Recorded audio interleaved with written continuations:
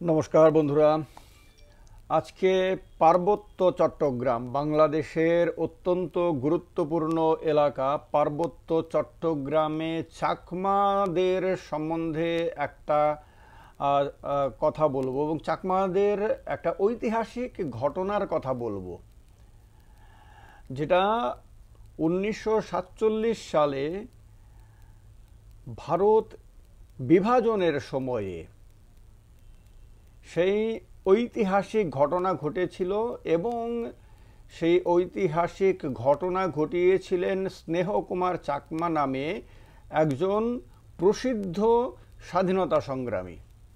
সেই ঐতিহাসিক ঘটনা কি ছিল আপনারা অনেকে হয়তো সংবাদপত্রে পড়েছেন, সংবাদে পড়েছেন এবং ইতিহাস বইয়েও কেউ কেউ এটা পড়ে অল্প বিস্তর জেনেছেন। সেটাই ছোট্ট করে আজকে বলবো এই ভিডিওতে এবং আপনাদের মনে হবে যে হ্যাঁ, এটা তো শুনেছি কিন্তু ভাঙা ভাঙা করে শুনেছি, কিন্তু কবে এবং কি হয়েছিল সেটা স্পষ্টভাবে হয়তো মনে নেই।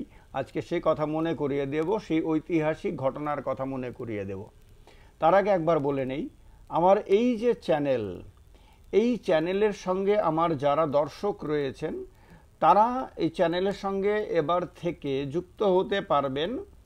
এই চ্যানেলে এলিট সোসাইটি, এলিট কমিউনিটি এবং এলিট ক্লাব নামে তিনটে ক্যাটাগরি তৈরি করা হয়েছে ইউটিউবের সহযোগিতায়, এবং এই তিনটি ক্যাটাগরির যে কোনো একটিকে সিলেক্ট করে আপনারা এই চ্যানেলের মেম্বার হতে পারবেন। এই অসাধারণ সুযোগ তৈরি হয়েছে ইউটিউবের বদান্যতায়, তার জন্য ইউটিউবকে ধন্যবাদ। এবং আপনারা এবং আমি এখন থেকে একসাথে এক ক্লাবের মেম্বার হতে পারবো। ইউটিউবে আমরা এলিট ক্লাবের মেম্বার হতে পারবো, এলিট কমিউনিটির মেম্বার হতে পারবো, এলিট সোসাইটির মেম্বার হতে পারবো সবাই। তার জন্য আপনারা জয়েন বাটন আছে, জয়েন বাটনে ক্লিক করে আপনাদের মেম্বারশিপ কনফার্ম করতে পারেন। এখন বলি সেই ঐতিহাসিক ঘটনার কথা। অনেকে জানেন হয়তোবা 1947 সালের 15 আগস্ট, যেদিন ভারত স্বাধীন হয় এবং যার আগের দিন 14 আগস্ট পাকিস্তানের জন্ম হয়, এবং এই স্বাধীনতা হয় ভারতের বিভাজনের মধ্য দিয়ে। ব্রিটিশরা যাওয়ার সময় ভারতকে ভেঙে দুটো টুকরো করে দিয়ে যায়, ভারত এবং পাকিস্তান নামে। সেই সময়ে বর্তমান বাংলাদেশ এবং তৎকালীন পূর্ব পাকিস্তানের একটা অত্যন্ত গুরুত্বপূর্ণ অঞ্চল পার্বত্য চট্টগ্রাম ভারতের দিকে থাকবে না পাকিস্তানের দিকে যাবে সেটা নিশ্চিত হয়নি। ফলে সেখানে সম্পূর্ণভাবে একটা অনিশ্চয়তা ছিল। পার্বত্য চট্টগ্রাম কোন রাষ্ট্রের অংশীদার হবে সেটা তখন একেবারেই স্পষ্ট ছিল না, সে সম্বন্ধে কোনো কিছু স্পষ্ট করে বলা হয়নি, ঘোষণা হয়নি। ফলে পার্বত্য চট্টগ্রামের যে অধিবাসীরা, যাদের মধ্যে 97% তৎকালীন সময়ে অমুসলিম ছিলেন, কেউ হিন্দু ছিলেন, কেউ বৌদ্ধ ছিলেন, কেউ খ্রিস্টান ছিলেন, কিন্তু অমুসলিম 97% ছিলেন। সেই অমুসলিম যারা অধিবাসী সেখানকার, তারা সেখানকার যে কমিশনার ছিলেন, ডিভিশনাল কমিশনার ছিলেন রাঙামাটিতে, তার কার্যালয় ছিল, সেই কার্যালয়ের সামনে তারা সবাই একত্রিত হয়ে, মানে তাদের নেতারা, প্রতিনিধিরা একত্রিত হয়ে সেখানে তারা ভারতের জাতীয় পতাকা উত্তোলন করে দেন। তারা সেখানে ঘোষণা দেন যে এখন থেকে তারা ভারতের অংশীদার হবেন। তাদের ইচ্ছা ছিল তারা ভারতেই থাকবেন, কারণ বিভাজনের আগে তো সবটা ভারত ছিল, তখন তো পাকিস্তান আর ভারত বলতে আলাদা কিছু ছিল না। কিন্তু বিভাজনের মধ্য দিয়ে দুটো রাষ্ট্রের জন্ম, মানে পাকিস্তানের জন্ম হয়, তো তাদের ইচ্ছে ছিল যে তারা ভারতের অধিবাসী হিসেবে থাকবেন, ভারতের নাগরিক হিসেবে থাকবেন। তার জন্য তারা ভারতের জাতীয় পতাকা সেই ডিভিশনাল কমিশনারের বাংলোর সামনে তারা উত্তোলন করে দেন। এবং এই পুরো ঘটনার যিনি নেতৃত্ব দেন তার নাম ছিল স্নেহকুমার চাকমা। তিনি এই পার্বত্য চট্টগ্রামে অত্যন্ত গুরুত্বপূর্ণ এবং জনপ্রিয় ব্যক্তি, এবং তিনি একজন স্বাধীনতা সংগ্রামী ছিলেন। আর ওনার আরেকটা পরিচিতি হলো তিনি ভারতের যে সংবিধান সভা গঠিত হয় সেই সংবিধান সভার একটা সাব কমিটির তিনি সদস্য ছিলেন। সেই স্নেহকুমার চাকমা সেখানে ভারতের জাতীয় পতাকা উত্তোলন করেন এবং তারা ঘোষণা করে দেন যে তারা এখন থেকে ভারতের নাগরিক। তারপর তার 15 আগস্ট সকালবেলা তারা জাতীয় পতাকা উত্তোলন করেন। তারপর 16 আগস্ট আসে, 17 আগস্ট আসে। এই 17 আগস্ট রেডক্লিফ, আপনারা নাম শুনে থাকবেন, সিরিল রেডক্লিফ, যার নামে এই যে ভারত পাকিস্তানের যে সীমানা সেটাকে রেডক্লিফ লাইন বলা হয়, সেই রেডক্লিফ ভারত এবং পাকিস্তানের বিভাজনের মানচিত্র তৈরি করেন। মানে মানচিত্রের কথা রেডিওতে তখন ঘোষণা করেন এবং তিনি প্রকাশ করেন। সেই মানচিত্র প্রকাশ করার পর দেখা যায় পার্বত্য চট্টগ্রাম, যার অধিবাসীরা ভারতের সঙ্গে থাকবেন বলে ভারতের জাতীয় পতাকা উত্তোলন করেন, সেই পার্বত্য চট্টগ্রামকে পাকিস্তানের অংশে দেখানো হয় এবং তারা তখন পাকিস্তানের নাগরিক হয়ে যান। মানে তাদের যে ইচ্ছা স্বপ্ন সেটা আর সেখানে রূপায়িত হয়নি। ফলে কি হয়, তারা প্রচণ্ড ক্ষুব্ধ হয়ে যান, তারা মন থেকে সেটাকে মানেননি তখন। আর পাকিস্তানের যে বেলুচ যে রেজিমেন্ট ছিল পাকিস্তানি আর্মির, সেই বেলুচ রেজিমেন্টের সৈন্যরা এসে সেখান থেকে আপনার ভারতের পতাকা নামিয়ে ছিঁড়ে ফেলে দেয় আর সেখানে পাকিস্তানের জাতীয় পতাকা তুলে দেয়। আর এরকম আরেকটা ঘটনা ঘটে একই সময়ে, সেটা হয় বান্দরবানে। এই যে আপনার পার্বত্য চট্টগ্রামের অত্যন্ত গুরুত্বপূর্ণ আরেকটা জায়গা, সে জায়গার নাম হলো বান্দরবান। সে বান্দরবানে সেখানে কিছু উপজাতি যারা মায়ানমারপন্থী ছিলেন, তারা মায়ানমারের জাতীয় পতাকা, মানে তৎকালীন সময় তো মায়ানমার নামটা ব্যবহার করা হতো না, তখন ব্যবহার করা হতো বার্মা। সেই বার্মার জাতীয় পতাকা তারা উত্তোলন করে দিয়েছিলেন। সেই পাকিস্তানের বেলুচ রেজিমেন্টের সৈন্যরা গিয়ে সেখানেও বার্মার পতাকা নামিয়ে ছিঁড়ে ফেলে দিয়ে সেখানেও পাকিস্তানের পতাকা উত্তোলন করে দেন। এই যে ঐতিহাসিক ঘটনা, সেটা আবছা আবছা করে অনেকেরই জানা আছে, অনেকে শুনেছেন, আমিও অনেকের মুখে এরকম বিভিন্ন সময় শুনেছি, কিন্তু এক্স্যাক্টলি ইতিহাসটা এই রকমই। এবং এগুলো বিভিন্ন যে গুরুত্বপূর্ণ চ্যানেল, গুরুত্বপূর্ণ সংবাদপত্রে সেখানে এভাবেই রিপোর্টিং করা হয়েছে।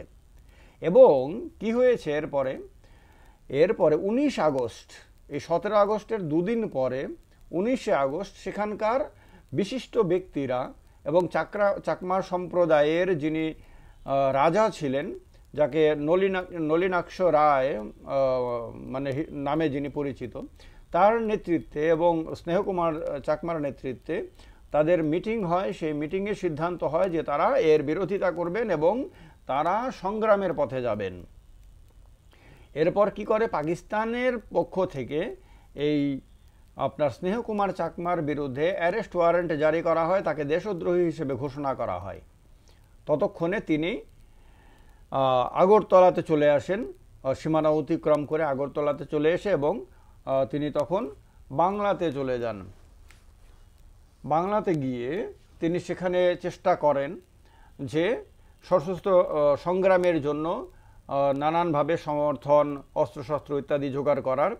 কিন্তু দেখা যায় যে নলিনাক্ষ রায়, যাকে চাকমাদের রাজা বলা হতো, তিনি পরবর্তী সময়ে পাকিস্তানেই থেকে গিয়ে পাকিস্তানের আধিপত্যকেই মেনে নিতে রাজি হয়ে যান এবং পাকিস্তানেই মিলেমিশে থাকার ব্যাপারে তিনি সিদ্ধান্ত নেন। ফলে তার যারা অন্য সহযোগীরা ছিলেন তারা হতাশ হয়ে যান এবং তারা তাদের যে আন্দোলনের যে প্রস্তুতিটা সেটা মাঠে মারা যায়। এবং বলা হয় এখানে যে আপনার বেঙ্গল বাউন্ডারি কমিশন যেটা তৈরি করা হয়েছিল ব্রিটিশ পিরিয়ডে, সে বাউন্ডারি কমিশনের দুজন সদস্য, গুরুত্বপূর্ণ সদস্য ছিলেন বিচারপতি বিজন মুখার্জি এবং বিচারপতি চারু বিশ্বাস। এই দুজনেই পার্বত্য চট্টগ্রামকে ভারতের পক্ষে রাখার প্রস্তাব দিয়েছিলেন। তাদের অনেকগুলো যুক্তির মধ্যে নাকি সেটাও ছিল যে এই এলাকার 97% মানুষ অমুসলিম ছিলেন, সুতরাং তাদেরকে সেখানে, কারণ দ্বিজাতি তত্ত্বের ভিত্তিতে ভারত এবং পাকিস্তানের বিভাজন হয়েছিল, ধর্মের ভিত্তিতে হয়েছিল, তো সেহেতু তা পার্বত্য চট্টগ্রামকে পাকিস্তানের পক্ষে দেওয়ার কোনো কারণ নেই, কোনো যৌক্তিকতা নেই। যদিও রেড ক্লিফের যুক্তি ছিল যে পার্বত্য চট্টগ্রামের পাশাপাশি এখানে যে আপনার চট্টগ্রাম বন্দর রয়েছে, এই চট্টগ্রামের সমুদ্র বন্দর পাকিস্তানকে দেওয়া অত্যন্ত জরুরি, মানে পূর্ব পাকিস্তানকে দেওয়া অত্যন্ত জরুরি, কারণ এই বন্দরকে ব্যবহার করে তাদের অর্থনৈতিক উন্নতি হবে। বন্দরটা যদি তাদেরকে না দেওয়া হয় তাহলে তাদের পক্ষে টিকে থাকা সম্ভব না। এই যুক্তিতে সিরিল রেডক্লিফ এই চট্টগ্রামকে পাকিস্তানের, পার্বত্য চট্টগ্রামকে আর কি পাকিস্তানের পক্ষে দিয়ে দেন। ওই সময়ে পার্বত্য চট্টগ্রামের যে এরিয়া ছিল সেটা ছিল 13,000 বর্গ কিলোমিটার। আমরা যদি ত্রিপুরার সঙ্গে তুলনা করি তাহলে ত্রিপুরা থেকেও আপনার প্রায় 2,500 বর্গ কিলোমিটার বেশি হলো পার্বত্য চট্টগ্রাম। আর ওই সময়ে, স্বাধীনতার সময়ে, তার জনসংখ্যা ছিল, মোট ছিল 2,47,053 জন, যার মধ্যে 2,33,392 জন অর্থাৎ 97% ছিলেন অমুসলিম উপজাতি জনগোষ্ঠীর লোকজন। এর মধ্যে বিভিন্ন সম্প্রদায় ছিল, তারা সব মিলিয়ে 97% ছিলেন। আর এই যে 17 আগস্ট এই যে রেড ক্লিফ লাইন ঘোষণা করা হয়, যে ঘোষণার ফলে পার্বত্য চট্টগ্রাম পাকিস্তানের অঙ্গীভূত হয়ে যায়, সেই রেড ক্লিফ লাইনের ঘোষণার দিন 17 আগস্টকে সেখানকার চাকমারা, পৃথিবীর বিভিন্ন প্রান্তে থাকা চাকমারা, যারা মানে এই পার্বত্য চট্টগ্রাম থেকে ছড়িয়ে বিভিন্ন জায়গায় গেছে, তারা এখনও সেই দিনটিকে ব্ল্যাক ডে হিসেবে পালন করে। তাদের কাছে, তাদের জীবনে, তাদের অনেকের বক্তব্য হলো সেই দিনে তাদের জীবনে অন্ধকার নেমে এসেছিল, যা তাদের ইচ্ছা, সেই ইচ্ছার পরিপন্থী সিদ্ধান্ত গ্রহণ করেছিলেন রেড ক্লিফ সাহেব। তার কারণে এই ইংরেজ সাহেব পার্বত্য চট্টগ্রামের চাকমাদের কাছে এবং অন্যান্য উপজাতি জনগোষ্ঠীর লোকেদের কাছে ভিলেন হয়ে যান, পার্মানেন্টলি ভিলেন হয়ে যান। এবং তিনি নিজেও বুঝতে পারেন রেড ক্লিফ, যার কারণে রেড ক্লিফকে সেই সময়ে ইংরেজরা যে মোটা অঙ্কের টাকা দেওয়ার কথা ঘোষণা করেছিল, সেই টাকাও নাকি তিনি নেননি।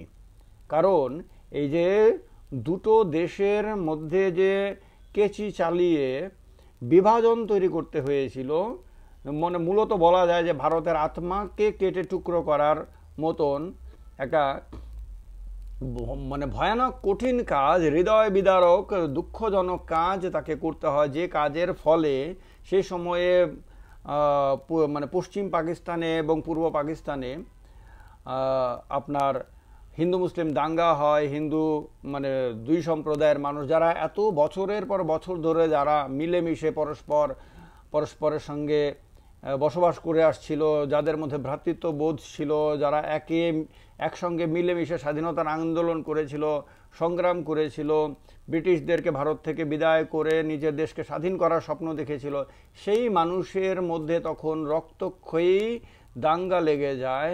এর ফলে বহু মানুষ ধর্ষিত হয়, বহু মানুষের জীবনহানি হয়, বহু সম্পত্তি নষ্ট হয়। অনেক অনেক মানবতার ইতিহাসে, মানব সভ্যতার ইতিহাসে এক ভয়ানক চিত্র দেখা যায় যে বিভাজনের ফলে, এবং তার জন্য সেই কাজটাই, বিভাজনের মানচিত্রটা তৈরি করতে হয়েছিল এই রেড ক্লিফ সাহেবকে।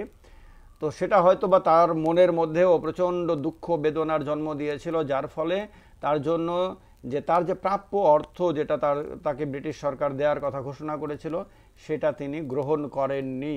অর্থাৎ তার ভেতরেও একটা দংশন হয়েছিল, অন্তর্দংশন হয়েছিল।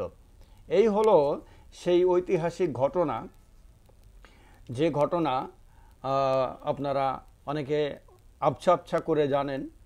আর আজকের এই ভিডিওর মধ্য দিয়ে আপনাদের কাছে একটা স্পষ্ট ধারণা যাবে বলে আমার বিশ্বাস। যদিও এটা ইতিহাস, এখন জাস্ট এখন বর্তমানের সঙ্গে আর তার কোনো সম্পর্ক নেই, এটা পরিপূর্ণভাবেই একটা ইতিহাস। আসলে ভারত এবং পাকিস্তানের যে বিভাজন, সেটা হিন্দু মুসলমান কোনো অংশের মানুষের কাছেই সুখের ছিল না, কিন্তু তবুও হয়ে গেছে। এটা ইতিহাসের একটা ঘটনা, সেটাকে আর মানে কিছু করার নাই। যাই হোক, ভিডিওটি আপনাদের কেমন লাগলো জানাবেন, আর কমেন্ট করে সঙ্গে থাকবেন। লাইক করলে মানে পছন্দ করলে অবশ্যই লাইকে বাটনে ক্লিক করবেন। চ্যানেলটিকে যারা সাবস্ক্রাইব করেনি তারা সাবস্ক্রাইব করবেন, আর জয়েন বাটনে ক্লিক করে আপনারা আমার সঙ্গে এই চ্যানেলের মেম্বার হয়ে এলিট ক্লাব, এলিট কমিউনিটি এবং এলিট সোসাইটি, এই 3টে ক্যাটাগরির মধ্যে যে কোনো একটির সদস্য হয়ে আমার সঙ্গে সরাসরি যুক্ত হতে পারেন। ভালো থাকবেন সবাই, অনেক অনেক শুভেচ্ছা সবাইকে, নমস্কার।